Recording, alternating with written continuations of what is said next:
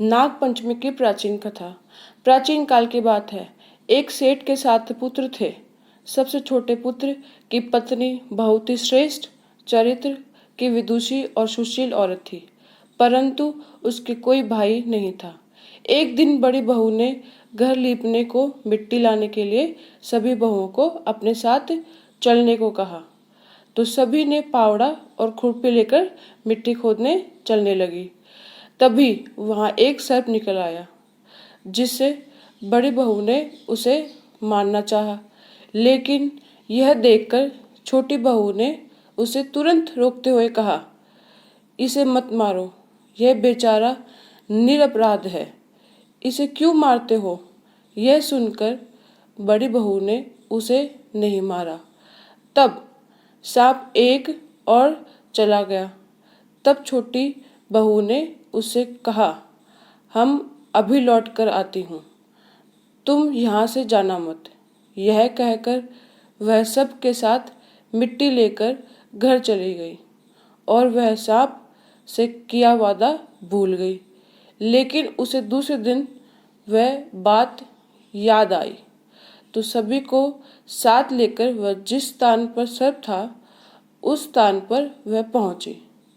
सांप को उस स्थान पर बैठा देखकर वह सांप से बोली कि सर्प भैया, मुझे आने में देर हो गई, मैं कल वह बात भूल गई थी, मुझे क्षमा करो, मुझे माफ कर दे। तब सांप ने कहा कि तुमने मुझे भैया बोला, इसलिए तुझे छोड़ देता हूँ, नहीं तो तेरी झूठी बात कहने के कारण तुझे अभी डस लेता। वह बोली, भैया मुझे भूल हो गई, उसकी क्षमा मांगती हूँ। तब सब बोला, अच्छा तू आज से मेरी बहन हुई और मैं तेरा भाई हुआ, तुझे जो मांगना हो मांग ले। वह बोली, भैया मेरा कोई नहीं है, अच्छा हुआ जो तुम मेरे भाई बन गए। कुछ दिन व्यतीत होते पर वह सर्प मनुष्य का रूप धारण करके उसके घर आया और बोला कि मेरी बहन को भेज दो। सब ने कहा कि इसके तो कोई भाई नहीं है, तो वह बोला कि मैं दूर से रिश्ते में इसका भाई हूँ, बचपन में ही बाहर चला गया था। उसके विश्वास दिलाने पर सभी लोग मान गए और उसे छोटी बहू को उसके साथ विदा कर दिया। उसने मार्ग में बताया कि मैं वही सांप हूँ, इसलिए तू मुझसे डरना नहीं है, मैं वही तेरा सर्प भाई हूँ, मैं तुझे अपने घर ले जाने के लिए आया हूँ और अपने घर वालों से मिलवाने के लिए आया था। इस प्रकार से उसने रास्ते में बातें होती रही और वह बहू सर्प भाई के घर पहुंच गई। वहां के धन और ऐश्वर्य को देखकर वह मंत्र मुग्ध हो गई और चकित हो गई। एक दिन सर्प की माता ने उससे कहा कि मैं एक काम से कहीं जाकर आ रही हूँ, तू अपने भाई को जो यह ठंडा दूध पड़ा है यह पिला देना। उसे यह बात ध्यान में ना रही और उसने वह गर्म ही दूध अपने भाई को पिला दिया, जिससे उसका मुख जल गया। यह देखकर जब सर्प की माता आई तो उसने यह वृतांत सुना। उसको उस बहन के ऊपर बहुत गुस्सा आ रहा था, परंतु सर्प ने समझाते पर वह शांत हो गई। तब सर्प ने कहा कि बहन को अब उसके घर भेज देना चाहिए, काफी दिन हो गए। तब सर्प और उसके पिता ने उसे बहुत सारा सोना चांदी व वस्त्र आदि बहुत सी और भी चीजें देकर उसके घर पहुंचा दिया।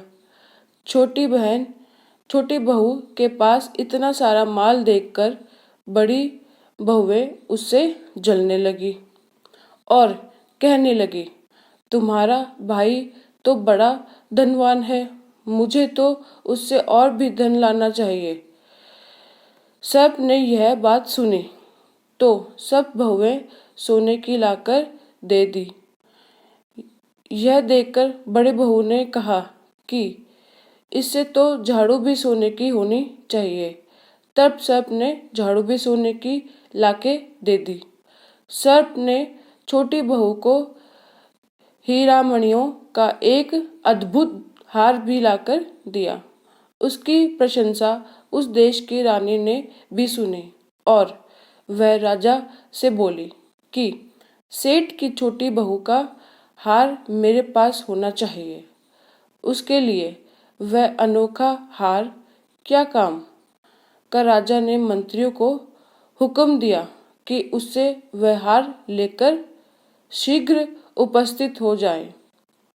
मंत्री ने सेठ जी से जाकर कहा कि महारानी छोटी बहू का हार पहनेगी, वह उसे लेकर मुझे दे दो। सेठ जी ने डर के कारण छोटी बहू से हार मांग कर दे दिया। छोटी बहू को यह बात बहुत ही बुरी लगी, तो उसने अपने सब भाई को याद किया और पूरा वृतांत उसे सुनाया और कहा कि सब भाई, मुझे वह हार वापस चाहिए। तब सब ने कहा कि बहन, तुम चिंता मत करो, तुम्हारा हार तुम्हारे पास वापस आ जाएगा। अब उधर क्या हुआ, जब रानी ने हार पहना तो वह सर्प बन गया। रानी आश्चर्यचकित हो गई और उसने राजा को यह पूरी बात बताई। तब राजा ने उसे सेठ को समाचार भेजा कि तुम तुम्हारी बहू के साथ महल में पहुंचो। सेठ डर के मारे अपनी बहू को लेकर राजा के महल में पहुंचा। तो राजा ने कहा कि यह क्या है, यह हार रानी पहनते ही यह सब कैसे बन जाता है। तब छोटी बहू ने कहा कि महाराज क्षमा करें, यह हार केवल मैं ही पहन सकती हूँ, मेरे अलावा इसको कोई भी नहीं पहन सकता। कोई पहन ले तो यह सर्प बन जाता है। तब राजा को भी आश्चर्य हुआ और उसने कहा कि यह हार अभी मेरे सामने तुम पहन के दिखाओ। तब छोटी बहू ने वह हार पहना तो वह हार ही रहा और रानी पहने तो वह सर्प बन जाता। तो राजा ने खुश होकर उसको और भी इनाम दी और उनको उनके घर सुरक्षित पहुंचा दिया। उधर घर पहुंचते ही अन्य बहुएं और ज्यादा जल गई और उन्होंने उस बहू के पति को उल्टा सीधा सिखा दिया। तो उसने अपनी पत्नी से झगड़ा कर लिया और उसने कहा कि तुम रोज रोज इतना माल कहाँ से लाती हो, कौन तुम्हें यह माल देता है। तब उस बहू ने अपने सर्प भाई को याद किया तो सर्प भाई वहां पर आ गया और उसने कहा कि भैया, तुम ही बताओ, यह मुझ पर शक कर रहे हैं। तब सर्प ने उसे पूरी बात बताई और कहा कि यदि मेरी बहन के ऊपर कोई शक करेगा तो मैं उसे जिंदा नहीं छोड़ूंगा। यह मेरी बहन है।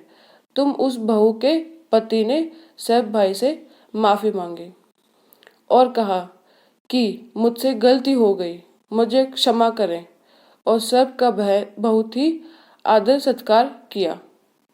उस दिन से नाग पंचमी का त्योहार मनाया जाता है और स्त्रियां सर्प को अपना भाई मानकर उसकी पूजा करती हैं।